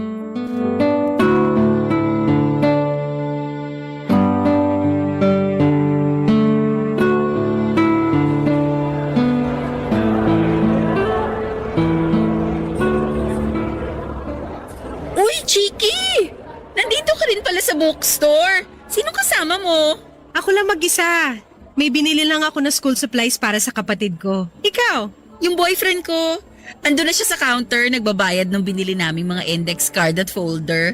Gusto mo sumama sa amin mag-dinner mamaya? Hindi na. Pauwi na rin kasi ako. Sure ka? Sayang naman, ngayon na lang ulit tayo nagkita. Oo nga, sayang. May mga gagawin pa kasi ako sa bahay.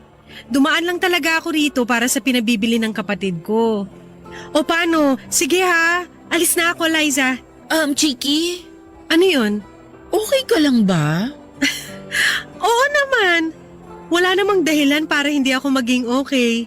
Uy, basta pag kailangan mo ng kausap, tawagan mo lang ako ha. Alright, thank you. Lalabas na ako ng bookstore ha. Ingat kayo ng boyfriend mo. Bye! Bye! Ingat ka!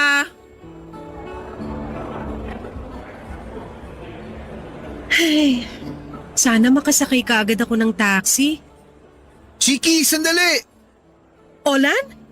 Anong ginagawa mo dito? Sinusundan mo ba ako? Ha? Hindi. Talaga? Paano mo nalaman kung nasan ako ngayon? Ano, nagkataon lang na napadaan ako dito tapos nakita kita kaya lumapit ako sa'yo. Pwede ba? Huwag ka na nga magsinungaling. Sige na, Olan. Tsaka na lang tayo mag-usap. Kailangan ko na umuwi. Chiki, sandali! Olan! Bitiwan mo nga yung braso ko! Kausapin mo kasi muna ako kahit saglit lang. Ilang beses ko pa na dapat sabihin sa'yo na wala na tayong dapat pag-usapan? Tapos na tayo kaya tigilan mo ng paglapit at pagsunod mo sa akin! Pero hindi ko kasi maintindihan eh. Ano bang hindi mo maintindihan? Kung bakit nakipaghiwalay ka sa akin? Kung bakit tinapos mo na lahat sa ating dalawa? Sinabi ko na sa'yo ang dahilan, di ba? Ayoko nang mas pahirapan ng mga sarili natin kaya ginawa ko kung ano yung sa tingin ko na tama. Hindi rin naman madali sa akin tong ginawa kong desisyon eh. Nasasaktan din ako. Kung nasasaktan ka rin pala, bakit hindi ka na lang pumayag na subukan natin ulit? Isang chance lang naman ang hinihingi ko, Chiki. Chance na magkabalikan tayo at subukan natin ayusin ang relasyon nating dalawa. Sigurado naman ako na babalik pa rin ang feelings mo para sa akin eh. Pero paano kung hindi na nga bumalik? Paano kung hindi na kita magawang mahalin ulit? Paano kung mas masaktan lang kita sa huli? Hindi naman natin malalaman kung hindi natin susubukan. Pero Chiki, ayos lang sa akin kung masaktan lang ako sa huli. Ang mahalaga, bumalik ka sa akin kasi hindi ko kakayanin na mawala ka sa buhay ko. Ayos lang kahit hindi na kita mahal? Oo, ayos lang kahit hindi mo na ako mahalin. Basta hayaan mo lang ako na mahalin ka. Hayaan mo lang na magpatuloy ang relasyon nating dalawa. Kung hindi man bumalik ang pagmamahal mo sa akin, okay lang din. Basta bigyan mo lang ako ng chance ulit. Huwag mo munang tapusin ang relasyon natin kasi mahal na mahal kita, Chiki. Mahal na mahal.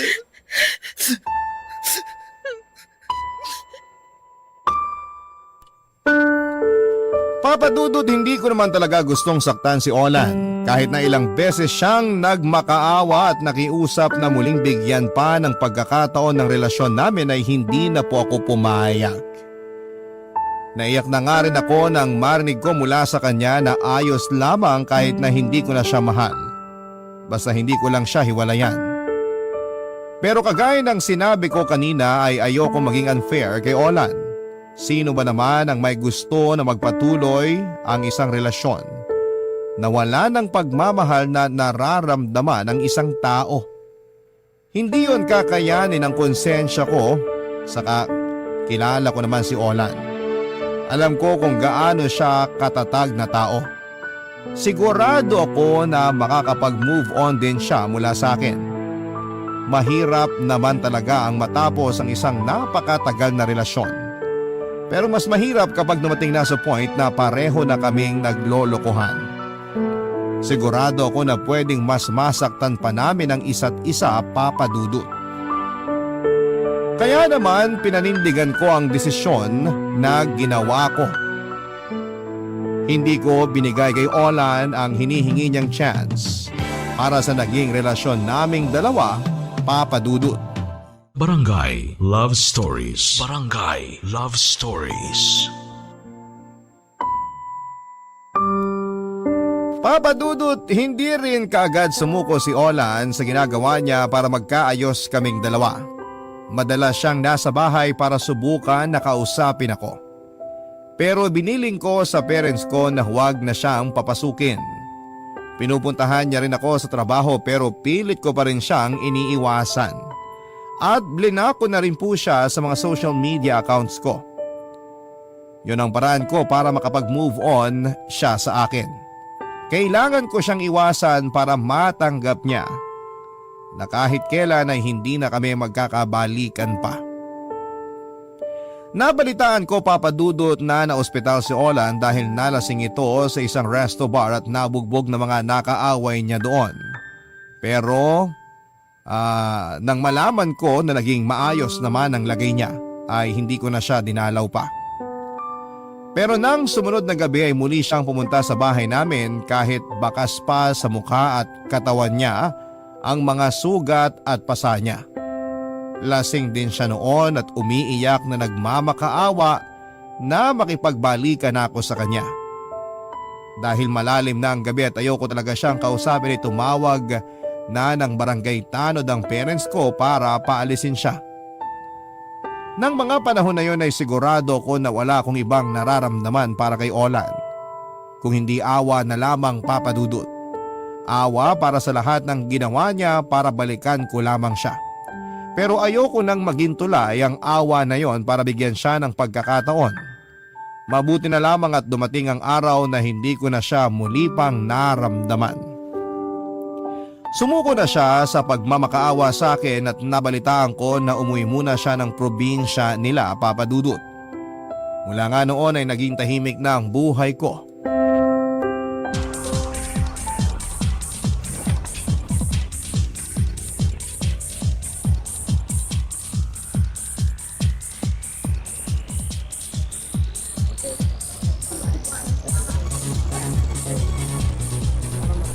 OMG, Chiki! Dumating ka!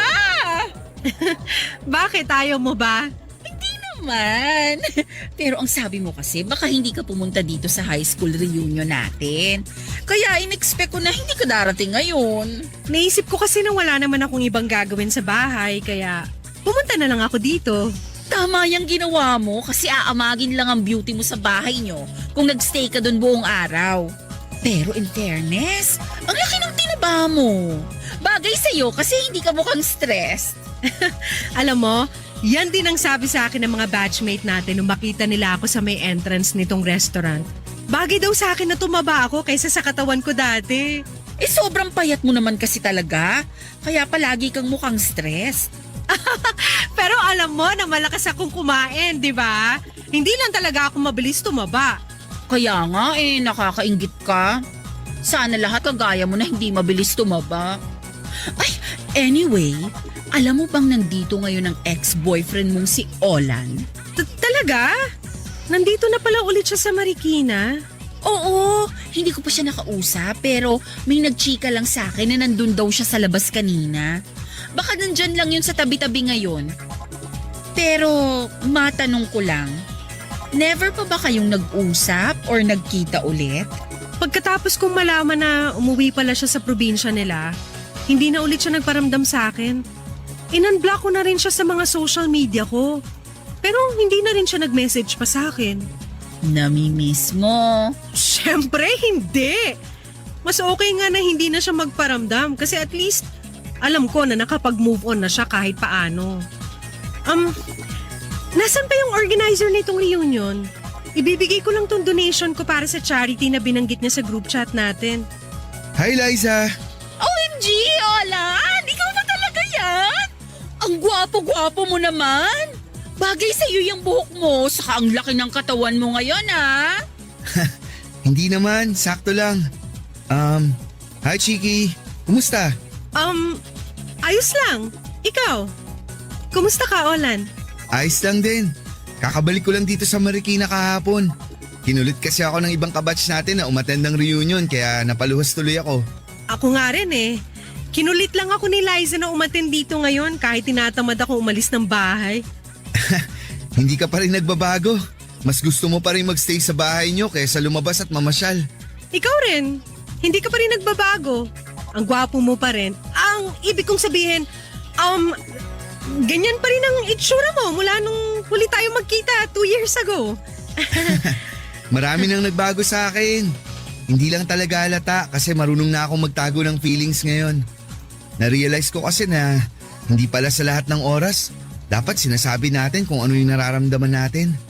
Minsan dapat marunong din tayong i-manage to kahit gaano nakasakit. Kasi hindi naman palagi na pwedeng idaan sa iyak at pagmamakaawa ang lahat ng bagay. Alam mo, tama ka sa sinabi mo, Olan. Pero parang mas tama na kumain na muna tayo ngayon. Kasi baka maubusan pa tayo ng pagkain. Kahit only buffet tong reunion natin. Alam nyo naman kung gaano kalakas kumain ng mga kabatch natin nung high school. Kaya tara na, kain na tayo. Kasi nagugutom na rin ako eh. Papadudot aaminin ko na sa biglang paglayo ni Ola noon ay nanibago din ako sa buhay ko. 8 taon din kasing umikot ang mundo namin sa isa't isa at kahit nakipaghiwalay na ako sa kanya noon ay hindi kaagad siya bumitaw. Palagi pa rin siyang nakasunod sa akin at ang pagmamahal niya. Kaya nang bigla siyang mawala ay hindi rin kaagad ako nakapag-adjust. Ramdam ko na may malaking bagay na biglang nawala sa buhay ko noon. Papadudot alam ko naman na desisyon ko ang tapusin ng relasyon namin ni Olan. Alam ko na magkakaroon na ako ng peace of mind kapag tuluyan na kaming nagkahiwalay. Oo, natahimik ang buhay ko nang sa wakas ay lumayo na siya sa akin. Pero naramdaman ko rin na bigla na lamang nagkaroon ng kulang noon sa buhay ko. Hindi ko na lamang yon sinabi sa mga kaibigan o pamilya ko dahil alam ko na sisisihin lang din nila ako sa paglayo ni Olan. Halos lahat kasi sila ay gusto na balikan ko si Olan. Akala ko rin noon sa umpisa lamang ako maninibago. Pero nang muli kaming magkita sa high school reunion namin pagkalipas ng halos 2 taon, mula nang huli ko siyang makita ay may kung anong nanumbalik sa akin noon na matagal kong ipinagdarasal na sana ay bumalik na ulit, Papadudot.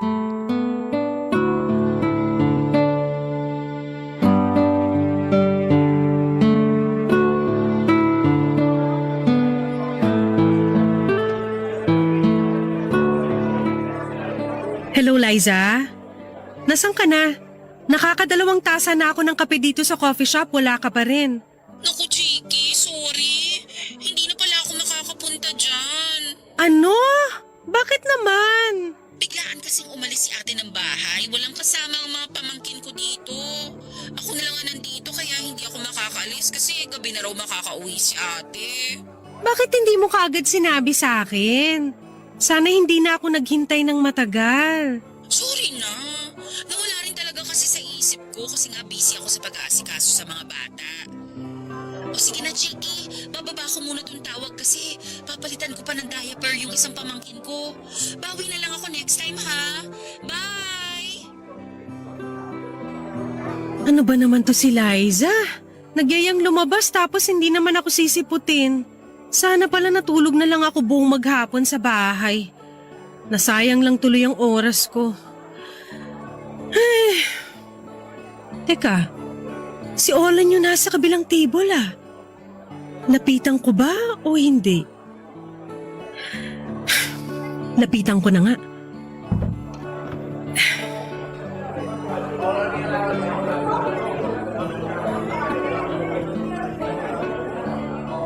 Hi, Olan! Chiki! Hi! Anong ginagawa mo dito? Magkikita kasi kami dapat ni Liza. Kaya lang, hindi niya naman ako sinipot kasi mag-aasikaso pa raw siya ng mga pamangkin niya.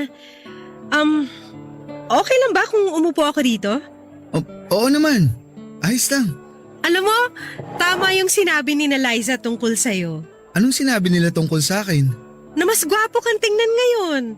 Bagay sa'yo yung ayos ng buhok mo tsaka pati na yung katawan mo. Ikaw din naman. Bagay sa'yo na medyo tumaba ka ng konti kaysa nung dati. Sobrang payat mo nun eh. Olan, kumusta ka na pala ngayon? Ang tagal ko ring walang balita sa'yo mula nang umalis ka rito sa Marikina. Sinadya ko talagang hindi magparamdam. Kahit alam ko na hindi na ako nakablock sa Facebook mo. Paraan ko yun para makausad pa unti-unti. Pero ayos naman na ako ngayon. Mas okay na kaysa sa Olan na nakausap mo 2 years ago. Olan, I'm sorry. Sorry kung sobra kitang nasaktan. Maniwala ka sana na hindi rin naging madali sa akin ang lahat. Nasaktan din ako sa ginawa kong pakikipaghiwalay sa'yo noon. Kaya lang, wala akong ibang choice. Akala ko kasi wala na talaga akong feelings para sa'yo kaya tinapos ko na lang lahat sa ating dalawa kaysa naman masaktan pa kita. Okay lang, Chiki. Tama ka naman sa lahat ng sinabi at ginawa mo dati. Ngayon, mas naiintindihan na kita. Hindi mo na kailangang ipaliwanag pa yung sarili mo. Olan, mahal kita. Anong sabi mo? Mahal pa rin kita. Ngayon ko na-realize na nagkamali ako sa ginawa kong pagtapos sa relasyon nating dalawa. Hindi dapat kita sinaktan. Hindi dapat kita binitawan. At alam ko na wala akong karapatan na hilingin to sa'yo, pero kung bibigyan mo ako ng pagkakataon, gusto ko sanang subukan na ayusin ang lahat sa ating dalawa. Chiki, sobrang tagal kong hinintay na marinig yan mula sa'yo. Kaya lang hindi na pwede. Buntis si Clara. Buntis ang girlfriend ko. At ikakasal na kami sa susunod na buwan.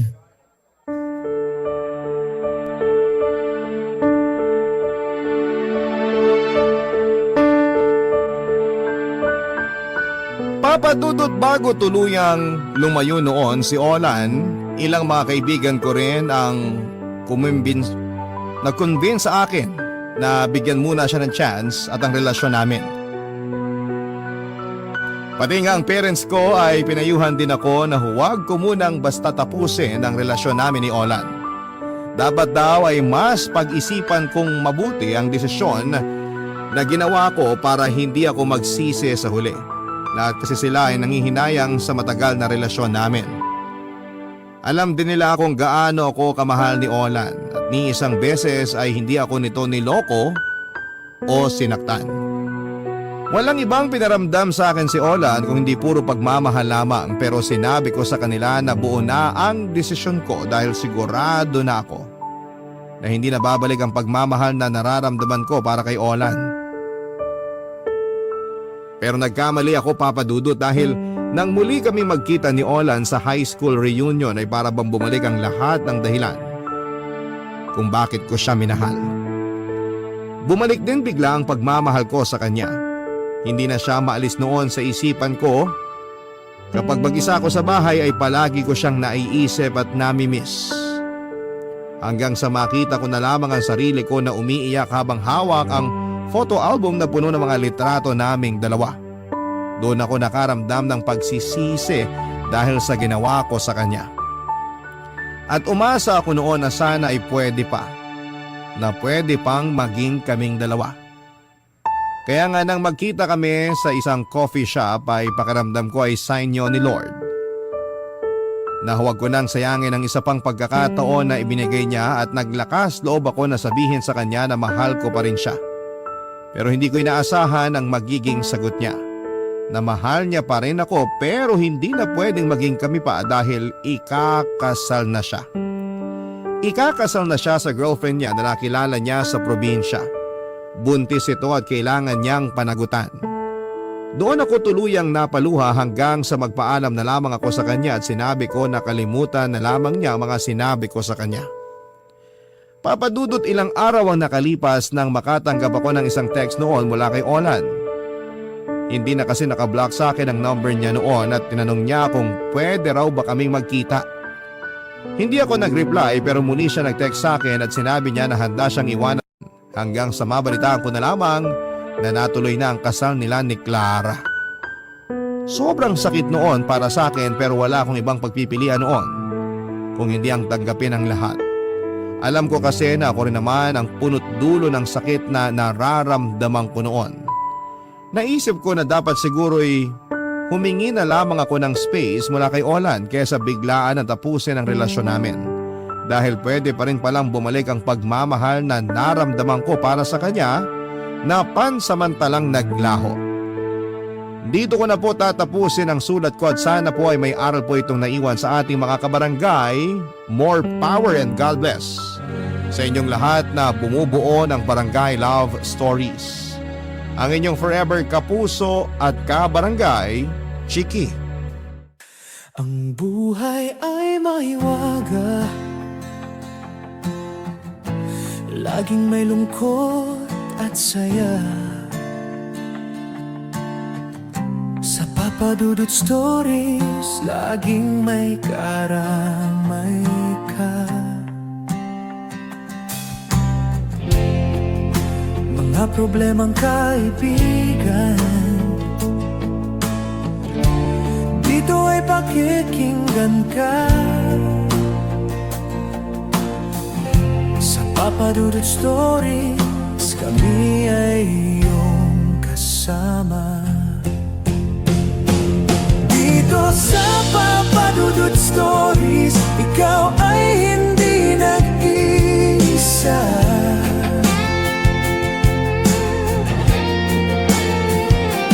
Dito sa Papa Dudut Stories, may nagmamahal sa'yo.